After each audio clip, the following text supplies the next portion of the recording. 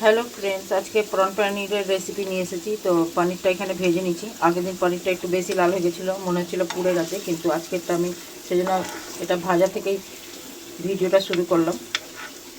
এবার বাকি আরও কী কী লাগবে সেটা,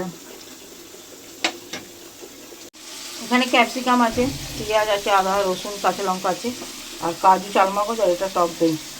কাজু চালমগজ আর পেঁয়াজ কাঁচা লঙ্কা রসুন আদা এটাকে ভাজবো, ভেজে এটাকে বাটবো, আর মিক্সিতে একবার দইটাও বাটবো।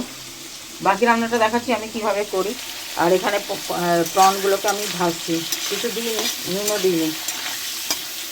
আর এখানে তো পনিরটা আমি ভেজেছি, এর মধ্যেই এটাকে তুলে রাখবো। একসাথে দুটো ভাজতে গেলে দেখি যে পনিরটা বেশি লাল হয়ে যায়, বাজে লাগে দেখতে। তো সেই জন্য আমি এইভাবে আর কি ভাজলাম। এটা ভেজে বের করে নিই। একটুখানি নুন দিয়েছি, শুধু হলুদ দেবো না, এই রান্নাটায় হলুদ হয় না। এবার চিংড়ি মাছগুলোকে বের করে এই তেলের মধ্যে পেঁয়াজ রসুন আদা লঙ্কা সব এগুলো ভাজবো। রসুন আদা কাঁচা লঙ্কাটা দিয়েছি, এবার এর মধ্যে পেঁয়াজটাও দিয়ে দেবো। একটু ভাজা হবে, তারপরে এটা মিক্সিতে বাটবো। এর আগের দিন আমি রান্নাটা করেছিলাম, সবার খুব ভালো লেগেছে, তো সেই জন্য আজকে আরেকবার করছি। তো ভাবলাম আরেকবার শেয়ার করি, ভিডিও বানাই। পেঁয়াজগুলো ভাজা হয়ে গেছে মশলাটা, এবার এর মধ্যে কাজু আর চালমগজটা দিয়ে দিলাম। এটাও একটুখানি ভাজবো, ভেজে এবার এটাকে বাটবো মিক্সিতে দিয়ে। রান্নাটা আমি ঘি দিয়ে করব। ঘিয়ের মধ্যে এবার ক্যাপসিকামটা দিয়ে দিলাম, একটু এটা ভাজা ভাজা হবে, এর মধ্যে মশলাগুলো দেবো। ক্যাপসিকামটা ভাজা ভাজা হয়ে গেছে, এবার এর মধ্যে মশলাটা দিয়ে দেবো। এটা ধুয়ে একটু জল দেবো, সাদা সাদা হবে রান্নাটা। এইভাবে একবার সবাই বানিয়ে খেয়েও খুব ভালো লাগে, খুব টেস্টি হয়। যারা খেতে ভালোবাসো তাদের জন্য খুব ভালো। মিক্সিটা ধুয়ে একটু জল দিয়েছি, এবার এটা একটু হবে, এটাকে ঢাকা দিয়ে দেবো। আর এর মধ্যে দইটাকে একবার মিক্সি চালিয়ে নেবো, দইটা ফ্যাটানো হয়ে যাবে। এটাও দেবো একটু বাদে। এবার আন্দাজ মতো নুন দিয়ে দিলাম।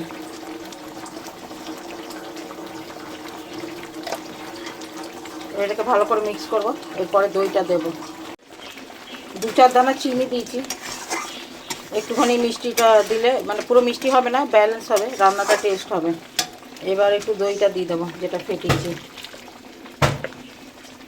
এটা ভালো করে মিক্স করে এবার পনির আর প্রনটা দিয়ে দেবো এতে।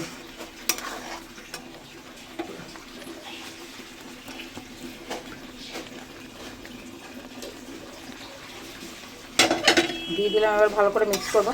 মিক্সটা দিয়ে একটু জল দেবো, এটা আর একটু হবে। এবার একটু গরম মশলা দিয়ে দেবো।